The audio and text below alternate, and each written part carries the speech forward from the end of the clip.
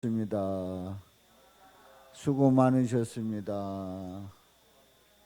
예, 우리 주님께서 여러분들을 안마해 주셔서 오늘 김장하느라고 너무너무 애쓰셨는데 강건함을 입으시고 또 승리하시기를 축복합니다. 에, 이렇게 해마다 김장하는 그 모습을 이렇게 보면 에, 이런 생각이 들어요. 이 김장은 가을의 축제다. 어? 가을의 축제다. 가을에 어떤 축제냐? 가을에 그 열매의 축제다. 그래서 김장이라고 하는 거는 축제는 그냥 그날 끝나는 게 아니고 김장 담그면 그 다음에까지 계속 이어진단 말이죠. 그래서 두고두고 먹으면서 그 김장에 대한 이야기를 하게 되고 김장으로 이제 우리가 식사하고 뭐 이렇게 나눌 때에 그 어떤 즐거움을 주잖아요. 그러니까 그 김장이 참 그 축제다 이런 생각을 해요. 그래서 축제는 기쁨으로 참여해야 돼요. 어거지로 참여해야 돼요. 기쁨으로 참여해야 돼. 축제는. 그래서 우리가 기쁨으로 참여하고 또 마음을 함께 모아서 김장할 때에 이 김장이 더 맛있고 또 의미가 있고 또 주님의 깊은 사랑을 느끼게 될 줄로 믿습니다.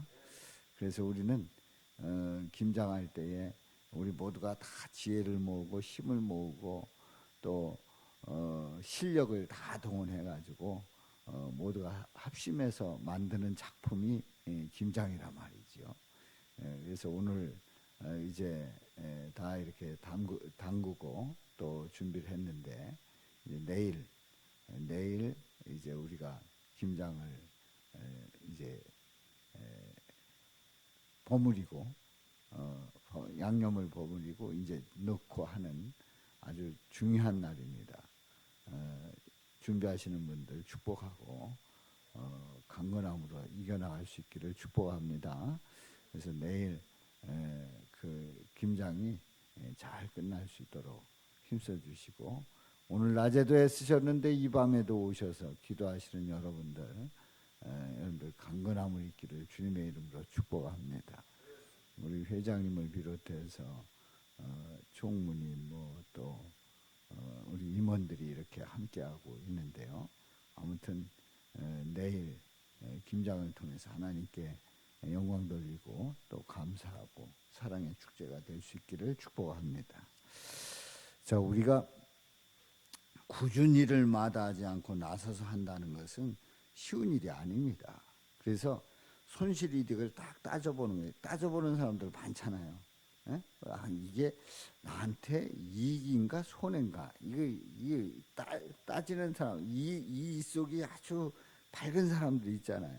그래서 에이 이거 손해다 그러면 물러서고 이익이다 그러면 달려들고 이렇게 해서 그 손실 이득에 따른 그 이익에 따라서 참여하기도 하고 참여하지 않기도 하는 그런 사람들의 그 모습을 보게 되는데요.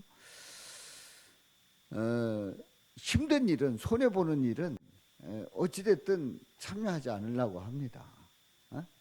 이게 우리 사람들의 속셈이에요. 저도 마찬가지고, 저도 손해 보는 일은 안 하고 싶단 말이에요. 그런데 손해 보는 일인데 힘이 드는 일인데 어려운 일인데 신경 쓰는 일인데 해야 할 일이라면 해야 됩니다. 해야 될 일이라면 마땅히 해야 될 일이라면 피하지 말아야 됩니다. 이것이 성경에서 늘 말씀하고 있고 손해 보는 것 같은데 그래서 참여하게 되면 분명히 그것은 나에게 마이너스인데 그래도 하나님의 뜻이라면 그래서 순종하고 참여하면 하나님께서 복되게 하시는 줄로 믿습니다. 그래서 다른 사람들이 꺼려하고 좋아하지 않고 막 이런 일들이 많은데 그럼 그 일에 참여하면 손해인가? 아닙니다. 물론 사람의 눈으로 볼 때는 그게 분명히 손해일 수 있어요. 그런데 하나님이 보실 때는 또 다르게 보신단 말이에요. 그러니까 우리는 어떤 그 주의 일을 할 때, 특별히 주의 일을 할 때에 손실이득을 딱 따져가지고 이제 예배도 여기는 나가고 여기는 안 나가고 뭐 요런 선을 따져가지고 이렇게 딱 그 계산해서 나오는 게 아니라 믿음으로 언제든지 나와서 은혜 받겠다 하면 놀라운 은혜가 임하는 줄로 믿습니다. 왜냐하면 하나님이 다 보시기 때문에 그래요. 하나님이 다 아시기 때문에, 그 중심을 다 아시기 때문에 그렇습니다. 우리는 하나님이 중심을 보지 인간이 중심 보지 않는다는 사실을 분명히 알아야 돼요. 근데 내 중심을 알 거다 그러는데 인간은 몰라요. 하나님이 아시는 거지. 그렇기 때문에 우리는 주님 바라보면서 누가 뭐라고 하든지 변함없이 주님의 뜻을 구하고 기도하고 예배 참여하고 그렇게 나갈 때에 우리 하나님은 반드시 붙들어 주시고 복되게 하실 줄로 믿습니다. 이제 오늘 이 본문 말씀은 사울 왕이 죽고 헤브론으로 가라는 하나님의 인도하심 따라서 올라가게 됩니다. 헤브론으로 이제 다윗이 오게 되지요. 그래서 이제 4절에 있는 말씀에 보면 유다 사람들이 와서 거기서 다윗에게 기름을 부어서 유다 족속의 왕으로 삼습니다. 유다 족속의 왕. 그러니까 다윗이 처음부터 확실한 왕이 된 게 아닙니다. 처음부터 이스라엘 전체의 왕이 된 게 아니라 유다 족속의 왕부터 됐어요. 그래서 헤브론으로 가서 이제 유다 족속의 왕으로 세워지게 되는 거예요. 정확하게 말하면 반쪽 왕이에요. 그 어떤 사람이 다윗에게 이제 얘기를 합니다. 이제 이런 상황에서 다윗이 유다 사람의 왕이 된 그 이유 중에 하나는 사울 왕이 죽었습니다. 사울 왕이 블레셋의 공격을 받고 죽게 되는데 죽고 나서 유다의 왕이 이스라엘의 왕이 없을 때에 유다 사람들이 유다의 왕을 이제 뽑게 됩니다. 자, 이런 아주 정변이 일어나고 그리고 복잡한 상황 속에서 누가 와서 이제 전해주는 말이 사울을 장사한 사람이 바로 길르앗 야베스 사람들이라는 거예요. 사울 왕을 그 장사한 사람이 길르앗 야베스 사람들이다 이렇게 보고를 합니다. 그런데 이제 이걸 그 우리가 주목해서 봐야 되냐면 사울 왕은 블레셋에 잡혀가지고 죽게 되는데 비참하게 죽습니다. 그래서 우리가 성경을 보겠어요. 사무엘상 31장 11절부터 13절 성경을 보지 말고 이 앞에를 보세요. 앞에 모니터를 보세요. 거기에 보면 블레셋 사람들의 만행을 듣고 우리 같이 읽어봐요. 시작. 길르앗 야베스 주민들이 블레셋 사람들이 사울에게 행한 일을 듣고 행한 일이 어떤 일인가를 한번 봐요. 시작. 모든 장사들이 일어나 밤새도록 달려가서 사울의 시체와 그 아들들의 시체를 벳산 성벽에서 내려가지고 야베스에 돌아가서 거기서 불사르고 이제 화장을 한 거죠. 시작. 그의 뼈를 가져다가 야베스 에셀 나무 아래에 장사하고 7일 동안 금식하였더라 말씀하고 있어요. 이제 블레셋 사람들이 공격을 해가지고 결국은 이제 사울 왕과 사울 왕의 세 아들이 죽습니다. 말기수와 뭐 등등의 세 아들이 세상을 떠나게 돼요. 그래서 이제 말기수, 아비나답, 요나단도 있지 않습니까? 요나단, 그 아비나답, 말기수아가 이제 죽습니다. 그래서 죽었는데 세상에 그 사울왕이 죽었다고 해가지고 이 블레셋 사람들이 너무너무 좋아해서 사울왕의 목을 자릅니다. 옷을 벗깁니다. 그리고 사람들에게 막 보내가지고 사울왕이 이렇게 죽었다는 것을 홍보를 합니다. 그리고 그 시신을 가져다가 벳산 성벽에다가 박아버립니다. 이렇게 해서 이제 그 사울왕이 세상을 떠나게 된 거예요. 자, 이 지경이 됐다고 하면 사울왕은 끝난 거예요. 이제 사울왕으로부터 덕볼 거 더 이상 없어요. 사울왕에게 충성해봐야 소용도 없어요. 왜냐하면 사울왕도 죽고 누구도 죽었어요? 아들도 죽었어요. 그러니까 사울왕의 그런 왕족을 통해서 뭔가 어떤 혜택을 받을 이유가 하나도 없는 거예요. 그런 환경이 다 끊어진 거예요. 그러니까 이 사울왕은 이미 이제 끝난 사람이에요. 그런데 말이죠. 이런 왕을 누가 살피겠냐 말이에요. 그런데 길르앗 야베스 사람들이 이 소식을 듣고 달려갔다고 그랬어요. 달려가가지고 성벽에 박힌 그 시신들을 다 끌어내리고 그리고 불을 태웁니다. 화장을 합니다. 그리고 그 야베스에 갔다 그 이제 장사를 지내고 그리고 며칠 동안 금식했다고요? 7일 동안 금식해요. 야, 그래서 이 길르앗 야베스 사람들을 이렇게 보면서 야, 이 사람들은 그 미련한 사람들이다. 아니 블레셋 사람들이 죽인 그 블레셋 사람에 의해서 죽임을 당한 아주 헛개비 같은 왕이고 또 이 사울 왕은 다윗을 죽이려고 그렇게 쫓아다녔단 말이죠. 그래서 사실 사울을 살피게 되면 누구에게 당할 수 있어요? 다윗에게 당할 수 있어요. 이거 이렇게 시신 가져다가 장례 지낼 게 아닌 거예요. 그냥 모른다. 저 사람들 난 모른다. 그리고 그냥 짱 박혀가지고 고개 싹 돌려버려야 돼요.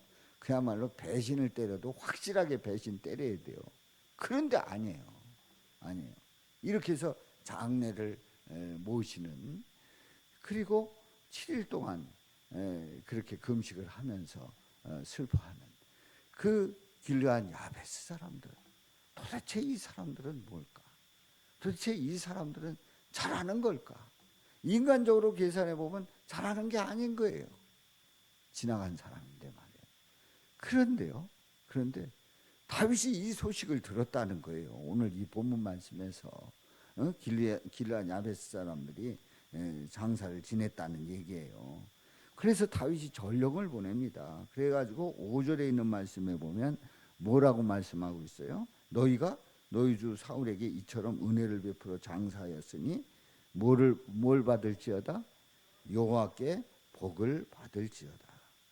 정적인 사울을 장사 지낸 길르앗 야베스 사람들을 다윗이 축복하고 있어요.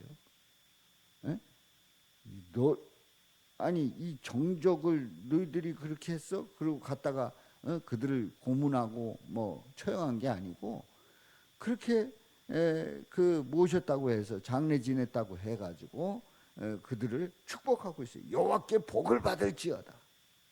얼마나 멋진 사람이에요. 사랑하는 성도 여러분, 우리는 얄팍하게 탁 봐가지고 그게 에이 끝났어. 그래 탁 고개 팍 돌리고 모르는 척하고 그리고 그런 게 우리 인간들의 모습 아니에요. 얄팍해가지고. 그런데 이 길르앗 야베스 사람들은 이처럼 충성 다할 때 다윗은 그 깊이를 보는 거예요. 이야 세상에 이런 사람들이 있구나. 그래서 여호와께 복을 받을지어다.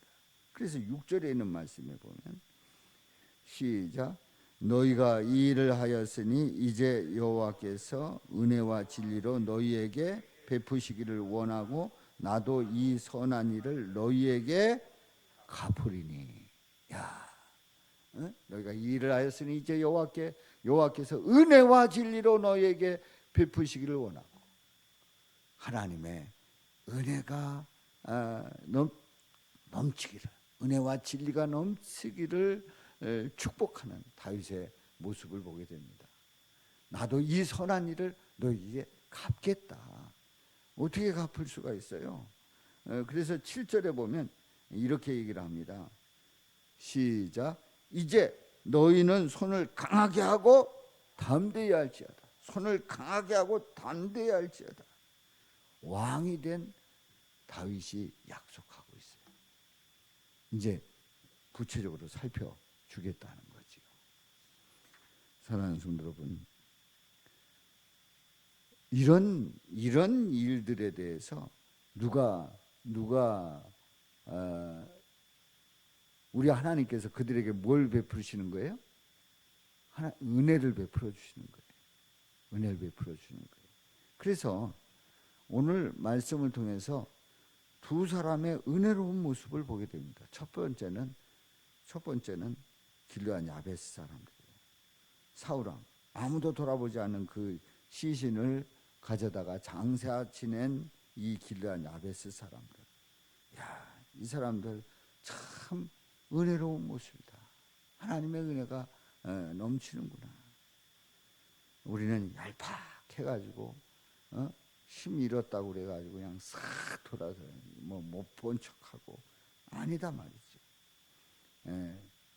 바로 이 길르앗 야베스 사람들 불이익 당할 수 있고 정적의 미움을 살 수 있음에도 불구하고 장사를 지낸 이 깊은 그야말로 주님을 바라보는 그래서 주님의 은혜를 입는 이 사람들, 이 은혜로운 모습을 봅니다.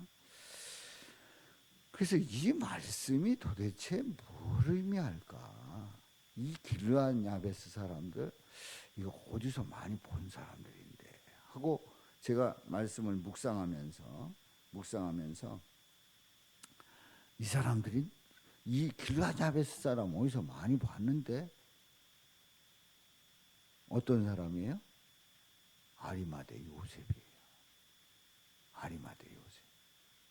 아리마대 요셉은 예수님 십자가에 달려 돌아가셨을 때 다 달아나고 제자들 다 달아나고 거들떠보지 않고 이제는 끝났다. 예수라는 뭐 선지자인가 선생인가 무언가 이단인지 뭔지 그 별볼 일 없고 십자가에서 처형당해가지고 죽었다 끝났다. 모두를 돌아보지 않을 때 이 아리마대 요셉은 손해 볼 수 있는데 공회 회원이기 때문에 손해 볼 수 있는데 그런데 예수님 모셔다가 장사를 지냈어요. 그 무덤 자기가 쓰려고 했던 그 무덤에 예수님을 모셔다 장례를 지냈어요. 예수님 따 불이익을 당할 수 있는 그 상수에서도 변함없는 주님을 향한 그 고백, 아무도 나서지 않을 때 나설 수 있는 그런 하나님의 자녀의 모습을 우리에게 길르앗 야베스를 통해서 예표하고 있고 아리마대 요셉이 실천했고 우리가 그 믿음의 모습을 따라가야 할 줄로 믿습니다. 본받아야 할 줄로 믿습니다. 예수님에 대한 고백이 확실할 때는 이런 일들을 할 수 있는 거죠. 그리고 그러니까 은혜로운 모습의 두 번째 사람 누굽니까? 다윗이지요. 아니 정적을 장래 지낸 사람을 세상에 축복합니다. 미워하지 않고 믿고 싫을 텐데 그랬어 막 이러고 싫어할 텐데 축복합니다. 얼마나 은혜로워요. 바로 그 은혜를 베푸는 사람들, 이 사람들은 하나님의 선한 뜻이 그 안에 있기 때문에 그리고 그 고백이 있기 때문에 이런 은혜를 베풀 수 있는 거고 그리고 이 은혜는 누구의 은혜라고요? 하나님의 은혜인 줄로 믿습니다. 아멘. 하나님의 은혜라고 말이죠. 하나님의 은혜예요. 그래서 이번 주간에 하나님의 은혜를 입은 사람들 이렇게 해가지고 우리가 한 주간 동안 보았어요. 여러분들 그 보리떡 기도에 그냥 뭐 에이 뭐 이러고 뭐 권사가 됐든지 집사가 됐든지 성도가 됐든지 상관없이 지내는 분들이 생각보다 많아요. 생각보다 아닙니다. 이 보리떡 기도회를 참여를 하게 되면 거기에 계속해서 그 말씀에 대한 집중 훈련이 있기 때문에 그 말씀 속에서 제자 훈련이 된단 말이지요. 그래서 은혜를 입은 사람들, 질그릇에 보배를 담은 사람들이 은혜로운 사람들이고, 또 기업을 이어가는 하나님의 뜻을 이어가는 사람들이 은혜를 입은 사람들이고, 그리스도인이라 일컬음을 받은 사람들이 은혜를 입은 사람들이고, 받은 은혜를 잊어서는 안 되는, 그러니까 받은 은혜를 입었는데 그 은혜를 잊어버리고 자기는 은혜 베풀 생각하지 않는다. 이건 안 된다는 거죠. 은혜를 입은 사람들은 그 받은 은혜를 잊어서는 안 된다 하는 거예요. 또 은금 패물과 의복을 구하는 대로 받은 사람들, 그야말로 철천지 원수 같은 그 애굽 사람들을 통해서 은금 패물 의복을 구하는 대로 하나님이 다 주게 했어요. 소와 양을 함께 보냈어요. 그래서 광야에 와서 제사 지낼 수 있게 하고, 그리고 성막을 만들고 성소를 만들고 지성소를 만들고, 그리고 거기에 귀한 그 하나님 앞에 그 성물을 만들고 하는 그런 일들을 다 할 수 있게 하나님께서 다 예비해 주셨단 말이에요. 그리고 오늘 말씀을 통해서 장사를 지내고 복을 받은 사람들, 은혜 받은 사람, 저와 여러분들이 은혜를 입은 사람들이 될 수 있기를 주님의 이름으로 축원합니다. 그야말로 하나님의 은혜 속에 하나님께 거저 주시는 그 은혜가 얼마나 큰지 고백하면서 은혜를 입은 사람들로 승리하시기를 주님의 이름으로 축원합니다. 사무엘하 2장 6절